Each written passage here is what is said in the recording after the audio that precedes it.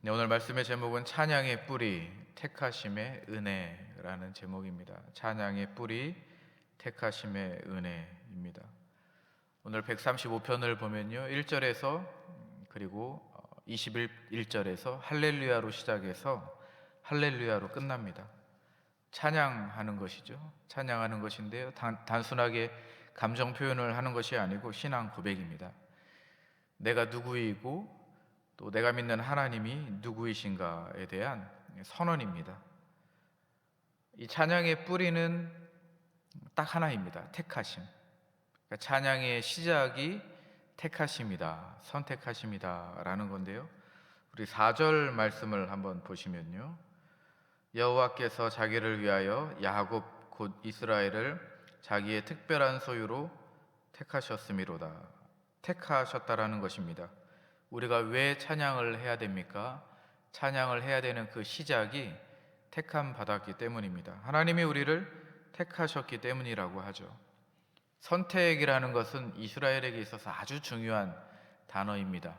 아브라함을 부르신 것도 선택이고요, 신의 산 언약까지 그 모든 역사를 잇는 그 중심에는 선택이 있고 택하심이 있습니다. 선택에 대한 그 목적어가 뭐냐면 보배로운 소유, 보배로운 보물입니다. 하나님이 우리를 선택하실 때에 우리를 보배롭게 여기시고 보배로운 특별한 보물로 여기셨다라는 것이 목적입니다. 이 선택이라는 것이 너무 중요하기 때문에 카민스키라는 이 학자가 이렇게 이야기를 했습니다. 선택교리, 그러니까 선택이라는 것을 빼고는 성경신학적으로, 신앙적으로는 모든 것이 다 성립될 수 없다. 그러니까 선택이라는 이 교리가 빠지면 안 된다는 것입니다. 시작이 바로 택하심으로부터 시작한다라는 것이죠. 어떤 사람들은 그렇습니다. 선택, 기독교에서 택하심, 선택이라고 하면 왜 배제하냐, 선택을 못 받는 사람들은 왜 배제하냐, 이렇게 프레임을 가지고 이야기를 합니다. 그런데 그렇게 읽어서는 안 되고요, 선택은 은혜의 논리로 읽어야 되는 겁니다. 하나님께서 주권적으로 선택하셨다. 선택과 배제를 피하려고 하다 보니까 보편적 구원이라는 다른 방향으로 가는 거죠. 모든 사람을 다 구원하신다.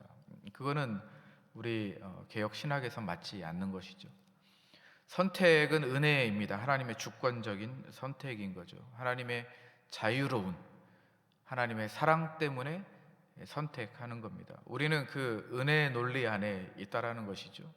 아브라함을 택하시고 언약하시고, 언약을 예수님을 통하여서 성취하시고, 예수님과 함께, 성령님과 함께, 예수님이 보내주신 성령님과 함께 그 마지막을 향하여서 가는 은혜의 논리 안에 우리가 부르심을 받았다. 우리가 이 묵상을 해야 되는 것입니다. 선택하심이 바로 찬양의 시작이다라는 것입니다. 우리가 이 문장 하나 마음에 새겨야 됩니다. 나는 하나님이 택하신 보배로운 존재이다. 여러분, 이 문장 하나 새기고 기도할 때에 우리의 삶의 태도와 발걸음이 달라지는 것입니다. 오늘 이 문장 하나 새기십시오. 나는 하나님이 택하신 보배로운 존재이다. 우리가 살아가다 보면 사람들이 나를 평가합니다. 상황이 나를 어렵게 만들고 비참하게 만들고 초라하게 만듭니다. 상황이 나를 우울하게 만들어가는 그런 상황도 우리가 경험을 하게 됩니다. 그러나 우리는 진리가 있지 않습니까? 그 진리는 변하지 않죠. 하나님께서 택하신 보배로운 존재이다. 여러분, 이건 진리입니다. 이 진리를 우리가 붙들고 있을 때에는 그 어떠한 환경이 나를 흔들지라도 우리는 견고하게 서 있을 수 있는 것이죠.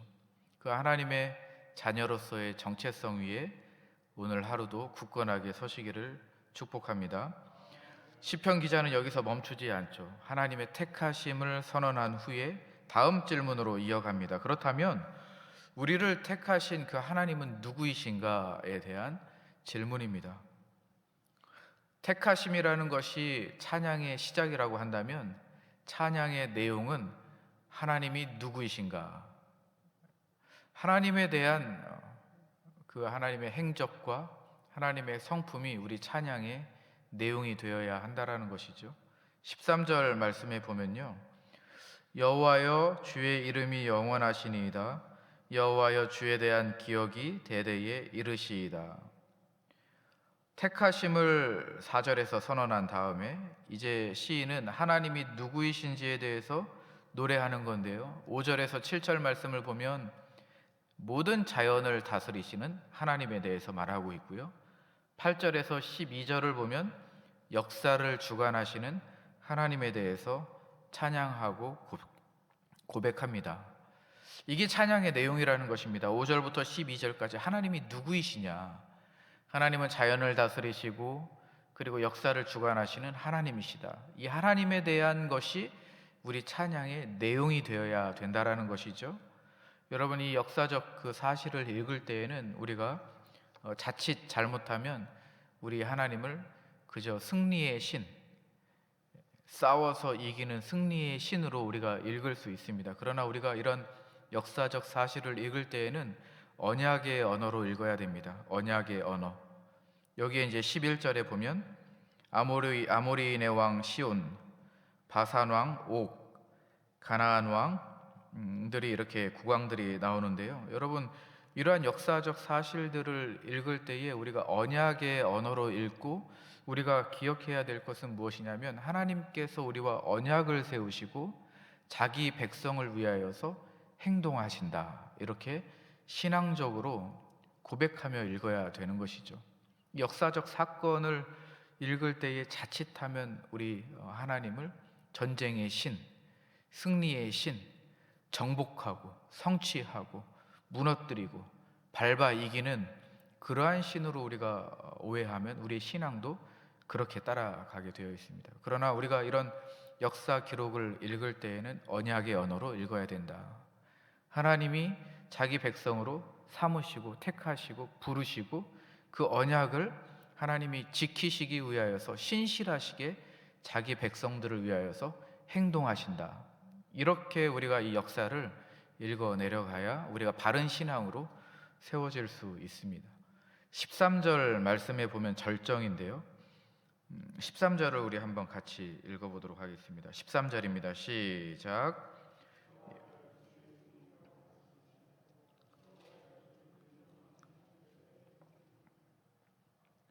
네, 시인이 절정으로 이 모든 것을 포함해서 이렇게 이야기합니다. 주님의 이름이 영원하시다. 그러니까 하나님의 성품, 하나님의 행동, 하나님의 신실하심, 이 모든 전체를 다 포함하는 겁니다. 시간이 흘러가도, 역사가 지나가고, 역사가 바뀌어도, 제국들이 무너져도 하나님의 이름은 영원하시고 변하시지 않는다라는 이 마지막의 신앙 고백, 이 시인의 신앙 고백이 절정인 거죠. 여호와의 이름이 영원하시다.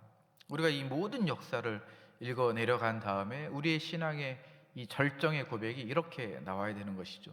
여호와 하나님의 이름이 영원하십니다. 역사가 바뀌어도, 나라가 무너져도, 시간이 흘러도 주님의 이름은 영원하십니다. 여러분, 이스라엘 백성들이 그랬습니다. 포로로 끌려가고 예루살렘이 무너지고 성전이 불타고 왕이 없어졌습니다. 황폐한 그 상황 가운데 이 시를 적어가면서 상황이 좋지 않지만 찬양을 한 것이죠. 찬양은 우리가 상황이 좋을 때 찬양하는 것이 아니고, 내가 뭔가 일이 잘 풀렸을 때 찬양하는 것이 아니고, 어두울수록 찬양하는 것입니다. 내가 아는 하나님을, 내 현실이 그렇지 않을지라도 내가 아는 그 하나님에 대해서 찬양하고 선언하는 것이 신앙의 닷입니다. 닷. 우리가 배를 보면 닷을 내리지 않습니까? 배가 움직이지 않도록 고정하는 것이죠. 우리의 찬양은 바로 그런 것입니다. 여러분, 우리가 배처럼 흔들리고 있지 않습니까? 어제의 걱정이 있고, 오늘의 두려움이 있고, 내일의 불안함이 있을 수 있겠죠. 그러나 우리의 입술의 절정에는, 마지막 고백에는 주님의 이름은 영원하십니다 라는 고백이 있어야 될 줄로 믿습니다. 여러분, 환경이 우리를 정의하지 않습니다.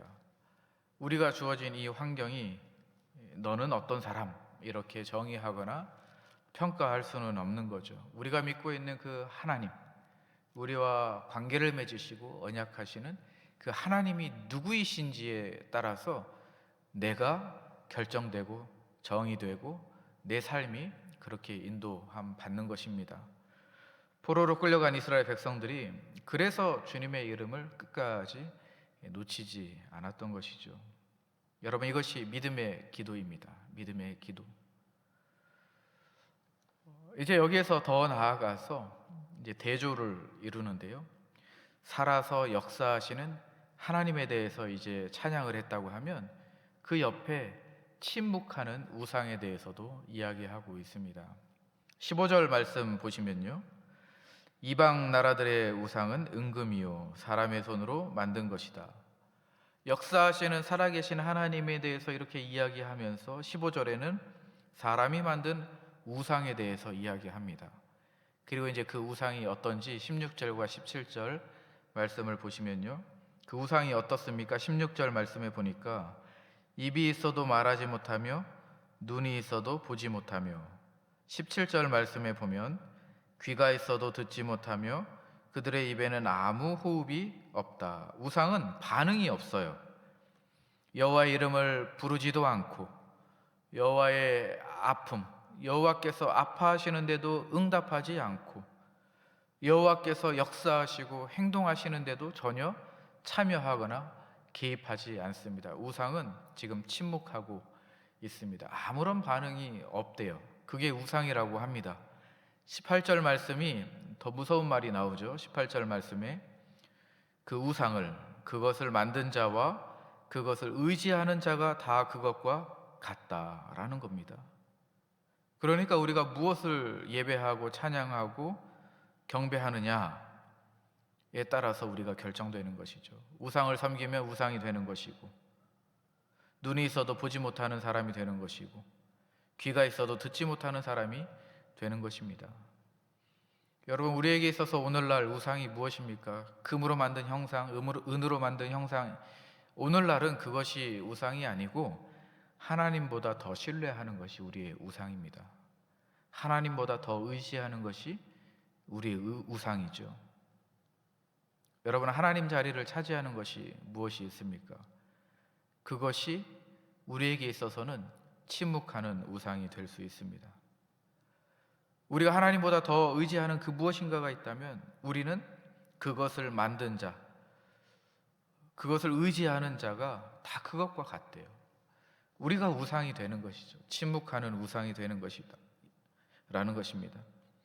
그러면 우리가 눈이 있어도 보지 못하고 귀가 있어도 듣지 못하고 입이 있어도 말하지 못하는 그런 침묵의 우상으로 살아갈 수 있다는 것이죠. 참 무서운 표현입니다.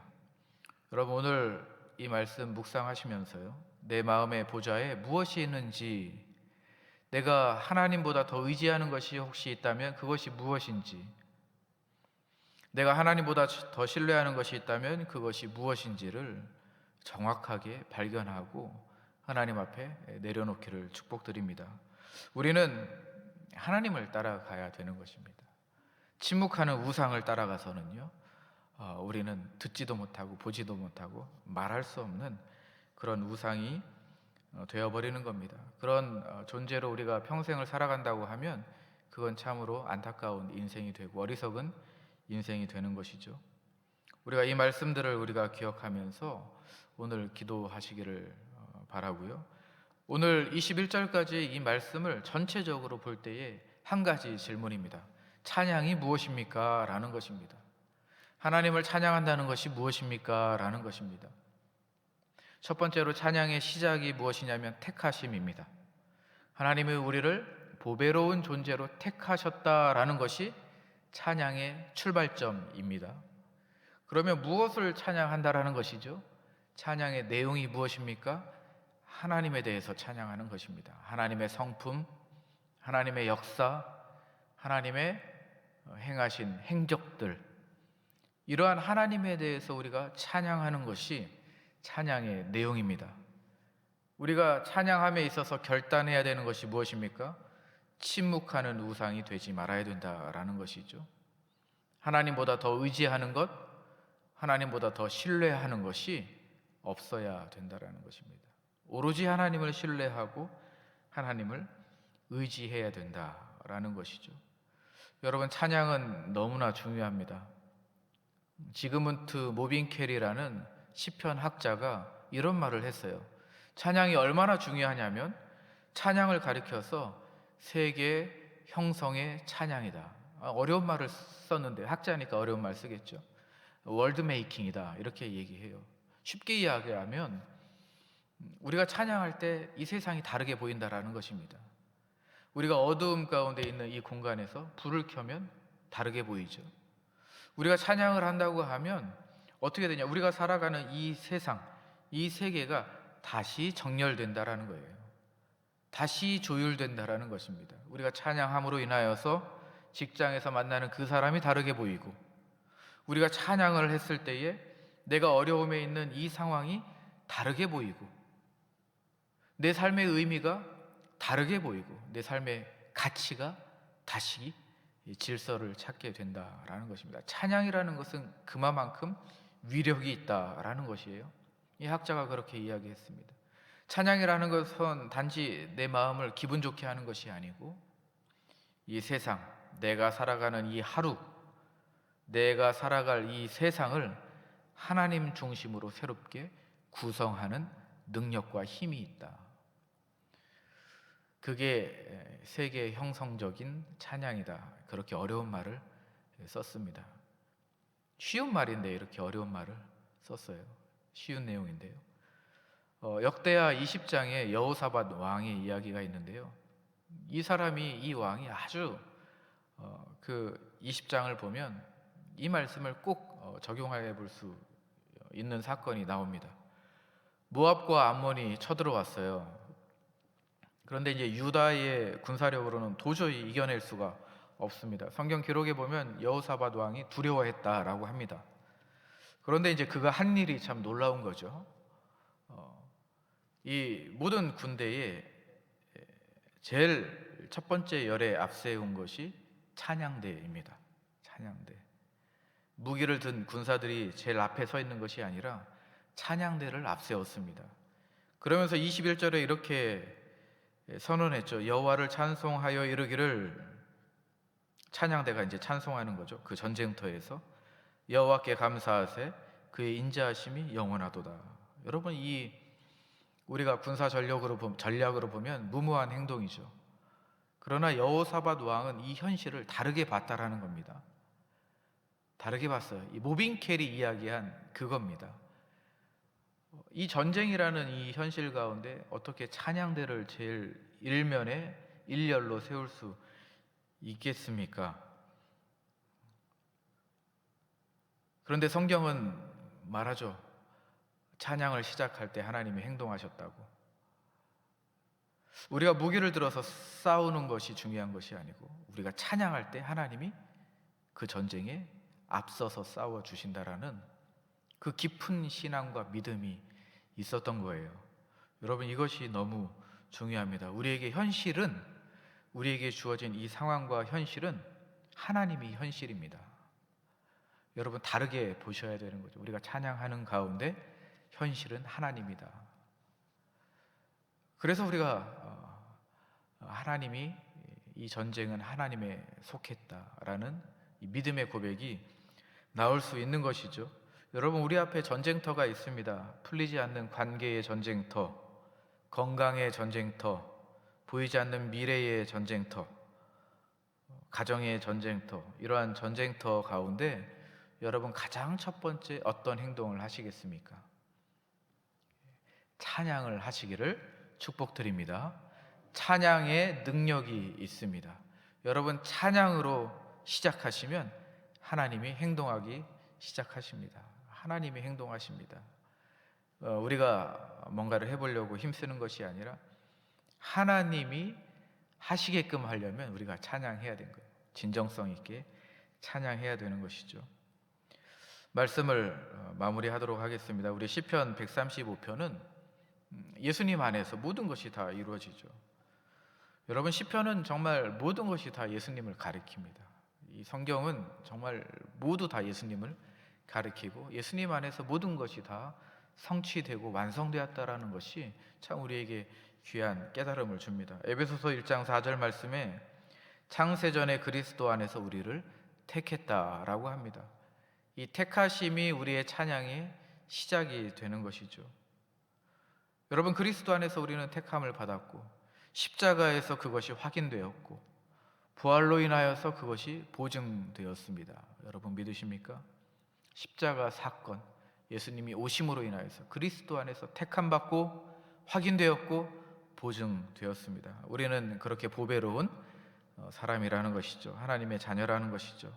그러므로 우리가 할 수 있는 것이 무엇입니까? 찬양하고 여호와의 이름을 영원히 높여드리고 그리고 침묵하는 우상을 제거하고 오로지 하나님만 신뢰하고 의지하는 것이 우리의 찬양의 모든 내용이 되어야 되는 것이죠. 우리가 찬양할 때에 하나님이 현실이 되어주시고 찬양할 때에 우리가 세상을 다르게 볼 수 있고 우리가 세상을 다르게 본다면 판단과 선택도 아주 바르게 되는 것이죠. 모든 현실 가운데 하나님이 주관하시고 역사하시고 행동하시는 것들을 우리가 찬양함으로 인하여서 목도할 수 있는 복된 인생이 되는 줄로 믿습니다. 오늘 그 기도하시면서 그런 복의 시작을 경험하시기를 주님의 이름으로 축복드립니다. 기도하겠습니다.